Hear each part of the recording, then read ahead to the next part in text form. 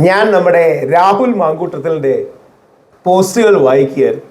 പഴയ ഏതോ cinema dialogue പറയുന്നത് പോലെ പ്രതികാരം തീർക്കാനുള്ളതാണ് എന്ന് പറയുന്നത് പോലെ ശ്രീ ഗണേഷ് കുമാറുമായി ബന്ധപ്പെട്ട വിവാദത്തിൽ രാഹുലിൻ്റെ പോസ്റ്റുകൾ വളരെ കൗതുകമുള്ളതാണ്, വായിക്കാൻ രസമുള്ളതാണ്. ഇതിനുശേഷം ഞാൻ എൻ്റെ ഈ വിഷയത്തിലെ നിലപാട് പറയുകയും ചെയ്യാം. അപ്പോൾ രാഹുലിൻ്റെ ഒരു പോസ്റ്റാണ്, എനിക്ക് തോന്നുന്നു 8 മാർച്ചിലുള്ള പോസ്റ്റാണ്. അധപ്പതനം എന്നല്ലാതെ എന്ത് പറയാൻ അന്തസ്സുണ്ടെങ്കിൽ അയാളോട് MLA സ്ഥാനം രാജിവെക്കും. രാഹുലിനോട് ഞങ്ങൾ പുറത്താക്കി, ഇനി അയാൾ ഏത് കയ്യാലും ചാടിയാലും കുഴപ്പമില്ല എന്ന് വിചാരിക്കുന്നത് ശരിയല്ലല്ലോ. അയാളെ പുറത്തു പോകാൻ പറയൂ.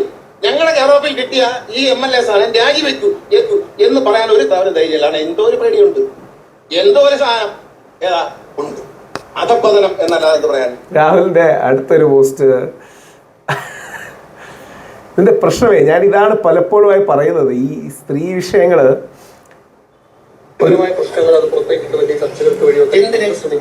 എന്തിനാ ഈ മനസ്സിലാകുന്നില്ല. ഒരാളെ വ്യക്തിപരമായ കാര്യവും രാഷ്ട്രീയം തമ്മിൽ എന്ത് ബന്ധം? ഇതല്ലേ ഞാൻ രാഹുൽ മാങ്കൂട്ടത്തിൻ്റെ കാര്യത്തിലടക്കം പറഞ്ഞുകൊണ്ടിരുന്നത്. ക്രിമിനാലിറ്റി ഇൻവോൾവ് അല്ലെങ്കിൽ വ്യക്തിപരമായ കാര്യങ്ങൾ മാത്രമാണെങ്കിൽ അത് വെപ്പണൈസ് ചെയ്യപ്പെടരുത്, ആയുധവൽക്കരിക്കപ്പെടരുത്. രാഹുൽ മാങ്കൂട്ടത്തിൻ്റെ വ്യക്തിബന്ധങ്ങളെ പിന്നീട് ക്രിമിനലായിട്ട് ചിത്രീകരിച്ച് രാഷ്ട്രീയമായി ഉപയോഗിക്കപ്പെട്ടതാണ്. ഇനി ശ്രീ ഗണേഷ് കുമാർജിയുടെ കാര്യം എന്താണെന്ന് നമുക്ക് നോക്കാം. അപ്പോൾ ഗണേഷ് കുമാർജിയുടെ പ്രതികരണം നോക്കാം. അവിടെയാണ് സ്വന്തമായിട്ട് കൊള്ളുമ്പോഴേ ആൾക്കാർക്ക് പൊള്ളൂ. അത് ശ്രീ ഗണേഷ് കുമാർ ആണെങ്കിലും ശ്രീ രാഹുൽ മാങ്കൂട്ടത്തിലാണെങ്കിലും രാഹുൽ ഈശ്വർ ആണെങ്കിലും ശ്രീ മുകേഷ് ആണെങ്കിലും ശ്രീ സുരേഷ് ഗോപി ആണെങ്കിലും നമുക്ക് പ്രശ്നം വരുമ്പോഴേ നമുക്കിതിൻ്റെ പൊള്ളൽ മനസ്സിലാവും.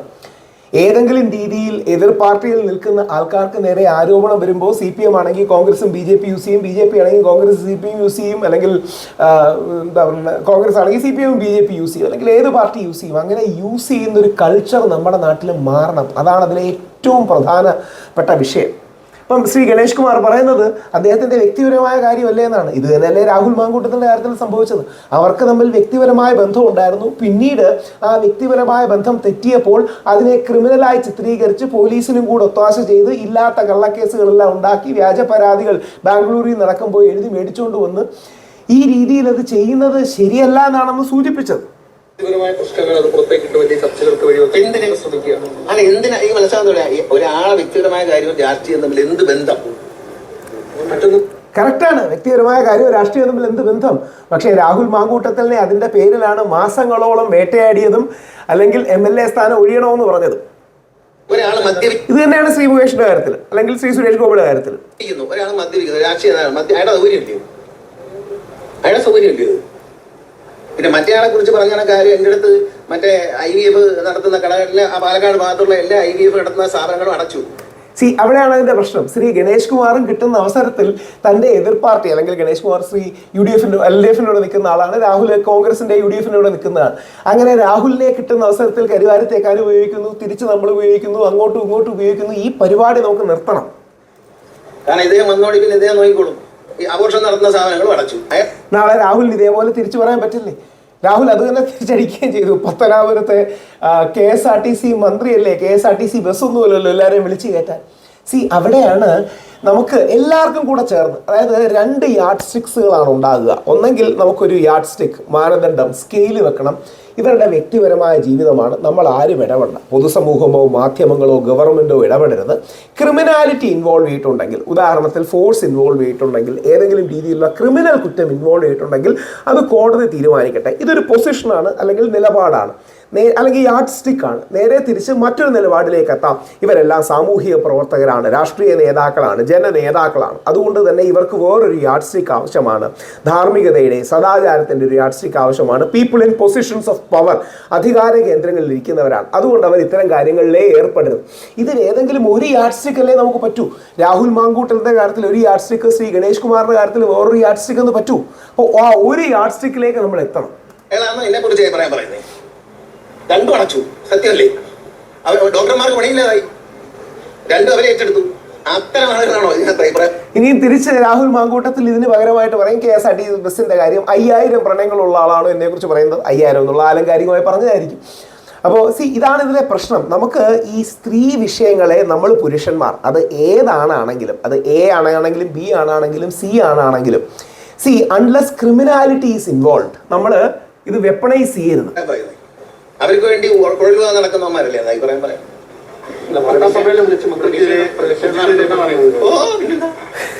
അതിനെന്താ നമ്മൾ രാഷ്ട്രീയമായി ബാലകൃഷ്ണപിള്ള സാറിന് ഒരുപാട് മാനറിസം ശ്രീ ഗണേഷ് കുമാർജിക്കുണ്ട്. നേരിടും.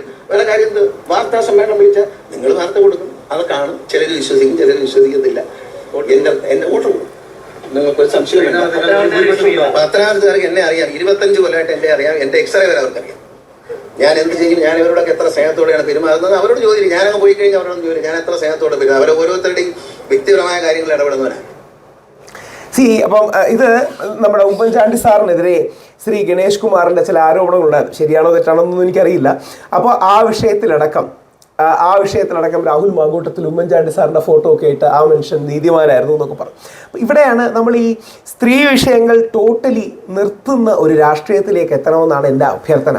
അത് ആർക്കെതിരെയാണെങ്കിലും, ശ്രീ മുകേഷിനെതിരെ വന്ന ആരോപണങ്ങളാണെങ്കിലും, ശ്രീ രാഹുൽ മാങ്കൂട്ടത്തിനെതിരെ വന്ന ആരോപണമാണെങ്കിലും, ശ്രീ ഗണേഷ് കുമാറിനെതിരെ വന്ന ആരോപണങ്ങളാണെങ്കിലും, ശ്രീ സുരേഷ് ഗോപി ഒന്നും ചെയ്യാതെ തോളി തട്ടി തമാശ പറഞ്ഞതിന് സ്ത്രീത്വത്തെ അപമാനിച്ചു എന്ന ആരോപണങ്ങളാണെങ്കിലും, ഈ ആരോപണങ്ങൾ നിർത്തുന്നൊരവസ്ഥയിലേക്ക് നമ്മളെന്ന പൊതുസമൂഹത്തിന് എത്താൻ കഴിയണം. അതോടൊപ്പം എനിക്ക് ഈ വിഷയത്തിലുള്ളൊരു ടേക്ക്, നമ്മൾ ഒരു ഭാര്യയാകട്ടെ ബാക്കി ആരെങ്കിലും ആകട്ടെ നമുക്കെതിരെ ആരോപണം ഉന്നയിച്ചാൽ അവർ ഭ്രാന്തിയാണ് എന്നൊന്നും പറയുന്നൊരു നിലപാടിലേക്ക് നമ്മൾ എത്തണം. അതിൻ്റെ റീസൺ എന്ന് പറഞ്ഞാൽ അവരുടെ ആരോപണം തെറ്റാണെന്ന് നമ്മൾ പറയണം, അല്ലെങ്കിൽ അതിൽ കോണ്ടന്റ് ഇല്ലാത്തതാണെന്ന് പറയണം, വസ്തുനിഷ്ഠമല്ല എന്ന് പറയണം, വാസ്തവങ്ങൾക്കെതിരാണെന്ന് പറയണം.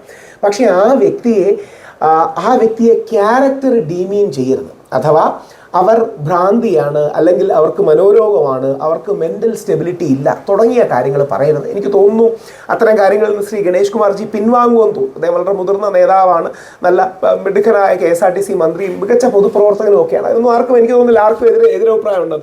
NSSന്റെ സമുന്നതനായ നേതാവാണ്, പത്തനാപുരം താലൂക്ക് യൂണിയനെ നയിക്കുന്ന വ്യക്തിയാണ്.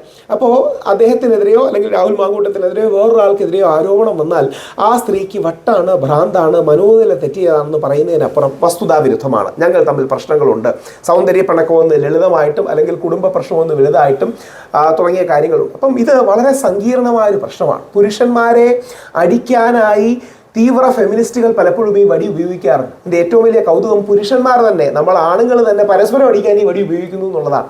ആ അടിയിലേക്കും വടിയിലേക്കും പോകില്ല എന്ന് പ്രതീക്ഷിക്കുന്നു. ഈ വിഷയം എത്രയും പെട്ടെന്ന് റിസോൾവ് ആകട്ടെ. പക്ഷേ ഏറ്റവും പ്രധാനം, I love you to the moon and back എന്ന് പറയുന്ന മുഖ്യമന്ത്രിയുടെ സ്റ്റാൻഡ് എന്താണ് ഈ വിഷയത്തിൽ എന്നുള്ളതാണ്.